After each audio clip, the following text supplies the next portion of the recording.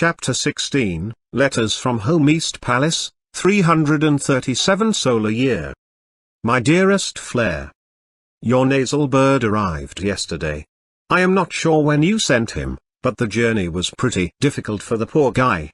He was half-starved and exhausted. He's been asleep ever since he arrived. Once he is recovered and at full strength again, probably in a day or so, I'll return him to you. But that is why this letter will be short, so as not to weigh him down with extra parchment. It's been a while since my last communique. If you recall, at that time I wrote you, I had just returned from Alcid after helping the Alpha Prince, Ren, recover the Sun Rose. And no, to answer the question from this most recent letter, it was not all that dangerous. The elves were skilled hunters and great warriors. I was never too worried. Everything worked out well in the end.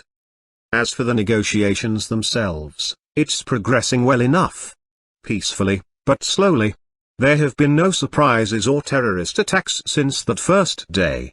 The Queen's Knights have added about 30 palace guards, and I have ordered our 2 Marine Knights to always be near Danu or Desmond, if I can't be with them. I understand Falena has never had to engage in any official and open trade with a foreign nation before. But it just seems so slow, like Danya and Desmond have to walk them through every single detail. However, I will say this, for never having officially traded with a foreign country before, Grass certainly knows what time of day it is. Godwin is shrewd, but as I told you in my last letter, there is just something about him. I still don't trust him. My gut tells me he's up to something, but I still don't know what yet. Moreover, Aelin, the commander of the Queen's Knights, is no fool either. As I mentioned in my last letter, when I first met Aelin, he looked at me with a sense of shock and familiarity, like he knew me from somewhere in the distant past, but could not quite recall the memory. I've tried to ask him a few times since then about it, but he has said nothing more on the issue. He was, of course, very grateful and appreciative to me for saving his daughter's life. He threw a small banquet for us at the Sun Palace later that week in honor of our heroism. I, also, dare say he matches Danya in her love for books, history, and what not. Whenever we are not in the negotiation room, which I find so boring by the way. You so owe me big for doing this. Those two are always comparing libraries and swapping tomes and theories and ideas. I have no clue what they're talking about half the time, but I can tell they are happy talking about it. Desmond spends most of his time outdoors near the lake when we're not negotiating. I think he misses the ocean a lot, as he seems far away whenever he looks at the lake near the palace here. He and I still play chess at least once a week, even if he lets me win sometimes. I can tell he still enjoys it. To answer your other set of questions, no, I think Danya was right. They have no knowledge of those visitors you sent here covertly all those months ago. As for Falena, right now everything seems calm, even peaceful, but I am not sure if it is the calm before the storm or a genuine peace. That dark force threatening the Quendom that both Leknat and the elves warned about seems to have abated a bit. Regardless, I am not sure what is happening. But I'll remain vigilant. At the very least, there are those radicals and extremists that like to throw rocks and start fires to contend with, at least for now. Whenever they decide to show their faces again. As far as the local news goes, there are 2 stories that seem to be the topic of conversation every time Desmond and I sneak off to the taverns in Sol Falena to get the real stories of what is going on in the Quendom. It seems many graves and tombs are being robbed and desecrated. At first, many thought they were just grave robbers, but now it seems like they're body snatching as well. Hundreds of dead bodies are being stolen in the western areas of Falena. It is no doubt weird for sure. Whether or not it has something to do with that evil that has disappeared, I don't know. I feel like the longer I am here, Flare, the more questions I find myself with. While the tavern maids and local gossipers have been going off about the whole grave robbers story, the other big topic that the rest of Falena, especially here in the capital, are going on about is the upcoming wedding ceremony between Lord Godwin and Princess Syra. The whole city seems really excited and jovial about the royal wedding. Everyone is decorating the streets and their houses for the big event like it was a special holiday or something. I guess for them it probably is. These people really love their queen and their future one too. Moreover, as you may recall, Godwin was the winner of the Sacred Games. Thus, he won the right to the Falanan princess hand in marriage as well as Lord Aelin's position once he dies or retires. Speaking of princesses, I recently received a letter from Elinda. I have not seen her in about a month, not since my last official trip to Sol Falana. Then, she took me on a tour of the palace gardens and city shops. That's where I saw the tavern Desmond and I have been visiting regularly incognito for the latest news. Anyhow, she said in this letter that she was looking forward to the wedding and hoped I'd be attending. Apparently, she hates it how all the noblemen in the Quendom hit on her and want to dance with her whenever they're at a royal ball. She figures if I am around her, they will be less bold and won't bother her as much. Now, I know what you're thinking, Flare, and absolutely not. I won't deny that Elinda is a very attractive young woman. She's very nice and fun to talk to. However, I am just trying to watch out for her. Don't forget, like I said before, Leknat warned me of this months ago on the ship to Falana, that this mysterious force would need a silver-hair maiden of royal blood in order to complete its dark plans. Which is who I am assuming sent those Nethergate forces after her. Also, I am pretty sure that Nyoka guy from Nagara has something to do with it. What's more, I still have not been able to place that strange aura that he put off that one day we met. I know I have felt it somewhere before. But the one thing I do know for sure is that he is involved somehow in this spider web of scheming and intrigue. That's why I've been taking up company with Elinda whenever the opportunity allows for. I just want to protect her as I do Desmond and Danya, and everyone else that I am able to help. Even if I did have feelings for her, what could I do about it? I am cursed. A true rune bearer. My life is not my own and far too dangerous to get involved with anyone in a romantic way. Besides, she is a princess. I am sure her parents already have plans for her to be married off to some nobleman or some such. So please, let's just drop the whole issue, okay? Speaking of her parents, this will be one of the few times I've seen her mother, the Queen of Falana. The other times were at the banquet thrown for us for saving her daughter's life and when we first arrived in the country. At the banquet, Queen Elamark was very grateful and kind.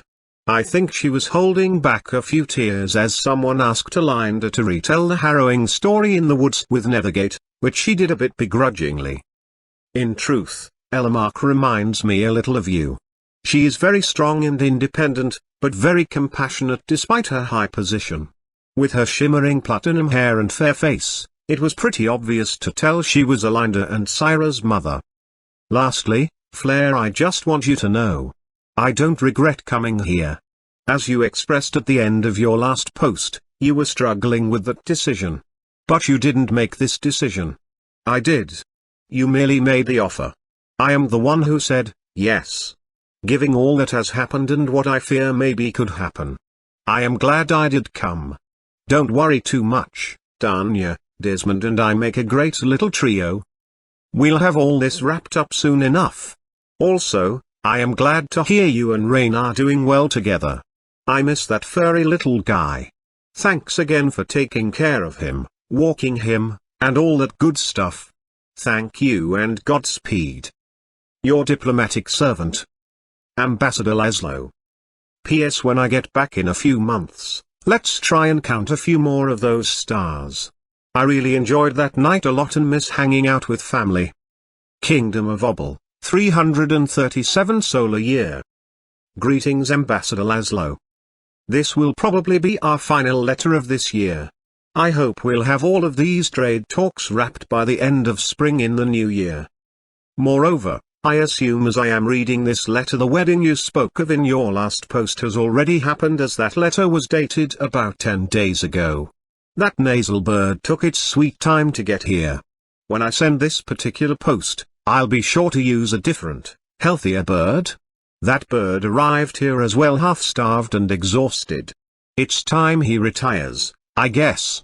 I bet the cook will be glad to hear that. It's her favorite cuisine. Just kidding. Hee hee.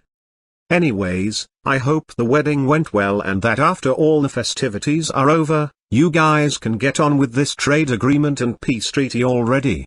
I guess since the island nations have always been surrounded by so many other nations, I've always just taken it for granted that foreign trade was just a part of a nation's economy and existence. But you're right, if they have never had open continuous trade with another nation before, this would be slow and detailed, indeed. As for the other news you shared about Felena, I am glad our previous visitors and their sudden and mysterious disappearance is still a secret. I fear that would probably not be the best way to start off a new partnership with a skeptical semi-xenophobic nation, like the Felena Quendam. But please do be careful. Even if the royal family had nothing to do with our agents' disappearance and sudden deaths, someone very powerful in that country was involved in some way. I am certain of that. And it wouldn't surprise me if that same person responsible for their deaths probably has some kind of ties to those responsible for throwing those rocks and starting that fire on the first day of the negotiations. Someone out there really doesn't want our two nations to become friends. In addition, that grave robber thing is just creepy. Who would want hundreds of dead bodies and for what? Nothing good, that is for sure. Speaking of that, based off the information I got from your guys' preliminary investigation of the island of Neva and that of our official investigation team, we learned some interesting facts. They did find our agent's ship. It was wrecked on that coral reef ship graveyard place you spoke of. Not only did they find the ship, but they also found a few of the bodies of the crew and even one of our agents. The others had been eaten or were decayed too much for us to properly identify. Here is the strange part though. They didn't die of starvation or dehydration as you may expect a shipwrecked crew to die from. No, they all died from sword attacks and magic burns, both the agents and crew. They were murdered. At first, my investigators thought maybe they had turned on each other after they were marooned, or had maybe killed themselves. Better to die quickly by a sword than die slowly of thirst. Now this is the unusual part. As they searched the whole ship, they discovered all their weapons were missing. There were no weapons or supplies on that ship at all. How could they have killed each other with swords, if there weren't any? No, that's why we are now convinced they were murdered before the ship crashed into the reef. Our theory is that some ship intercepted their vessel after they left Felena, killed the crew and agents, and took their weapons and other material goods from the ship to make people think it was a pirate attack and ransacking. The natural current of the waves and wind just carried the lifeless vessel to the ship graveyard near Neva on its own. If you're asking yourself, how do I know it wasn't a pirate attack? Simple, beyond the damage sustained by the ship from the reef upon initial contact, there was no other damage to the ship. There were no cannonball holes or a fire to the hull of the vessel as one may expect from a pirate attack. No, this other ship probably came alongside them under a banner of truths and parley, but then murdered them, and left the ship to drift along the endless ocean. The investigation is not over yet, but there is still only so much I can do legally since this mission was not officially approved of by the Federation, which those on the Maritime Council love to frequently remind me of these days. Fortunately, Captain Jacobs and Commander Summer and the rest of the crew of the Vingerhood have been in port the last few months very bored and eager for a new mission, since that ship, as you already know, was in need of massive repairs after those events near Neva. Which works out well for us. Because the latest and fastest ship in our fleet was just completed a few weeks ago and is now ready for service, the INS Kerzelik. The Kerzelik's main reason for construction was to be our latest weapon in the fight of keeping rogue pirates in check. But right now, it has no crew and Jacob's crew have no ship. So, it seemed like a good fit. Anyway, for its maiden voyage, the Obel Maritime Council ordered them to start hunting dangerous pirates. Pulling the good captain aside, I suggested he start his hunt near Neva. So legally now they can hunt pirates in that area. But if they also happen to gather more information about our agents' attackers or other useful facts while they are there, well, Then what a happy little coincidence, eh? Hee hee. Speaking of our naval forces, I have informed Commander Kenneth about what happened to Ensign Pierce and the others as you instructed me 2 letters ago. Their families have been informed and they've been given full Royal Marine Knight burial rights. Also, I expressed how helpful and how highly you spoke of this petty officer First Class Duncan Egan, who helped you fight that Dagon creature. Both he and his comrade Petty Officer Second Class Clark are being awarded the Silver Cross medals for their heroism in the field of battle and going above and beyond the call of duty once you all return to Obel later this year. In addition, Kenneth wanted you to inform them, they are both being promoted effective immediately. Clark will receive the rank of Master Chief Petty Officer. And after talking it over with Duncan's father, Master Egan in Nalna, and coupled with your glowing endorsement about his tactics and skill in battle, Kenneth has promoted him to the rank of Lieutenant Junior grade. His family was very excited to hear this. Despite their noble status and wealth, young Duncan Egan will be the first member in their little family to become an officer in the Federation military. Before I go, Kenneth, also, asked since you were a knight yourself you know the promotion ceremony and procedure used in Rosral. Also, as an official ambassador of the Obel Maritime Council for the Island Nation Federation, it is within your legal authority to carry out the ritual and sign off on the paperwork. Now that official business is taken care of, let me say on a personal note, I hope you're not doing anything too Laszlo-ish, aka getting into trouble and saving the day. Also, don't try to fool me. I know when you say the danger with those elves was minimal. I know you. What you call minimal danger is often a hurricane level of life-threatening danger to normal people. Luckily, you're not a normal person now, are you? While I agree that it seems that Nyoko and Godwin are both very untrustworthy, just be careful how you proceed. Remember you are there as an official ambassador and this Nyoko guy who you said feels strange to you.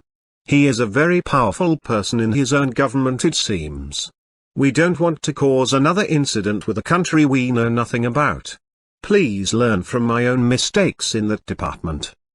Plus, Godwin will one day be the most powerful person in Falenu after his wife, the Queen. So we can't go making accusations against him without evidence.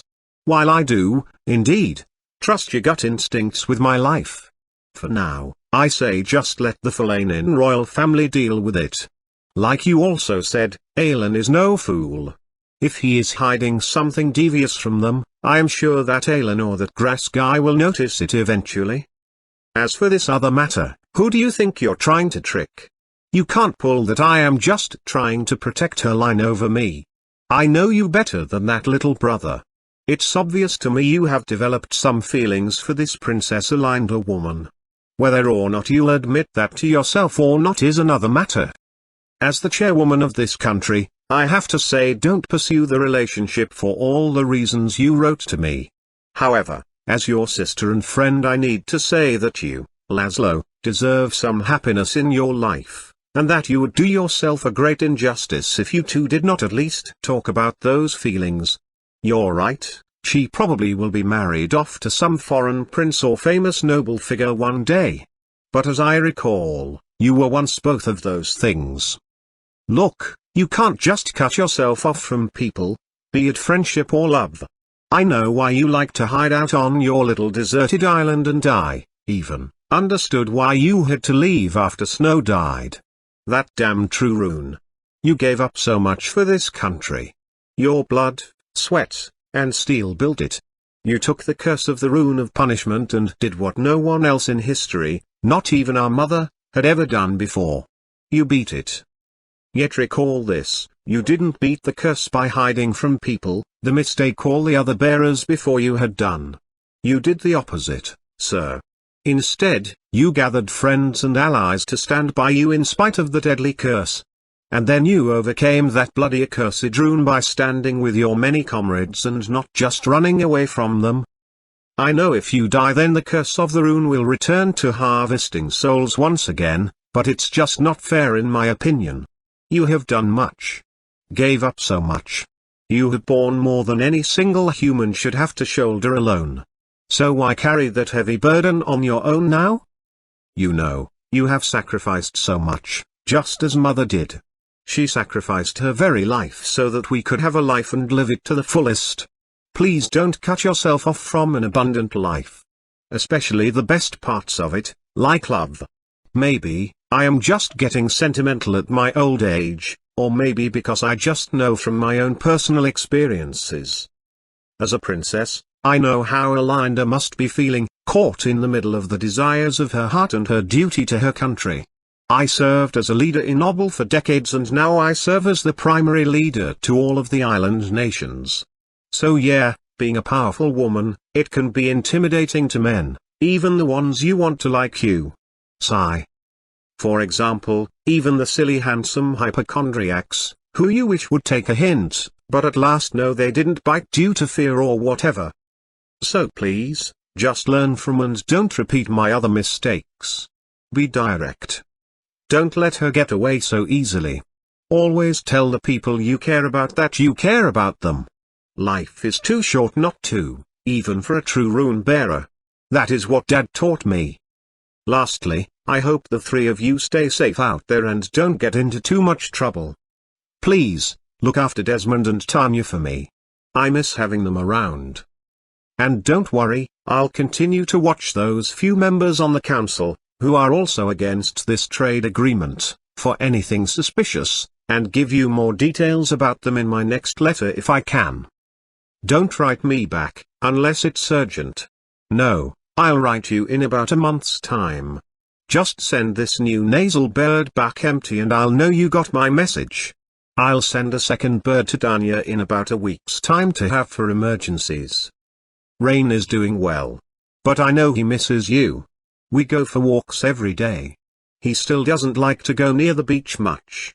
I think that experience with the giant crab might have caused him a bit of trauma. So now we just take walks around the castle grounds and through the town. I can't complain much. I need the exercise. Or so, Dr. Yu reminds me of every time I see him. I think he needs to retire personally. Please take care of yourself and the others. Godspeed Laszlo N. Kuldis. Your diligent public servant. Chairwoman Flair N. Kuldis. P.S. I hope to see you soon. I'd love to count the stars again. I miss doing that with family too.